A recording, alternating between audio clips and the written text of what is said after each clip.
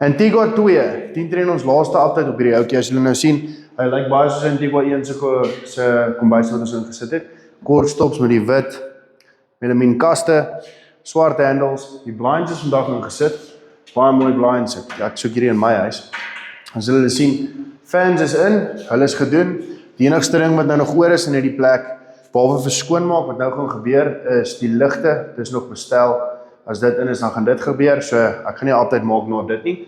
Hierso ook kaste, natuurlik matching, ons gaan so deur, klein kamertjie, huis gedoen met klein kaste, en dan 'n klein lesenaartafeltjie. Die ou diewering was gehou, want daar was niks probleme met dit nie.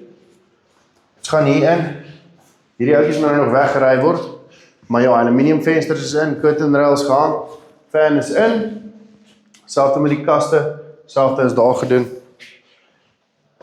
Ons gaan so deur, eerste badkamer, hier is hy, wandjies gedoen met die wasbak, toilets in, alles hier in, ons loop so deur, tweede toilet is gedoen, ons het alles probeer om 'n freestanding bad hier in te kry, maar ons kon net nie, hy het net nie gepas nie, is 'n skelm muurtjie, wat net glad nie uitgewerk het nie, so ons moes toe maar gaan met so 'n bad, maar nog steeds modern, nog steeds gemaklik, groter as die normale ouetjie. Myn slaapkamer, kaste, hier's en hers, met laaitjies, alles gedoen, met 'n make-up stasie wat ons hierdie kant gedoen het, en dan natuurlik is hier 'n fan hier ook geïnstalleer, wat lekker is van die fans, wat ek gou remote gryp, ons het hulle hier geïnstalleer, 6 spoed, en jy kan sy ligte dim, so regtig baie nice, plek is baie modern. Verder as dit, het ons hier aluminium in,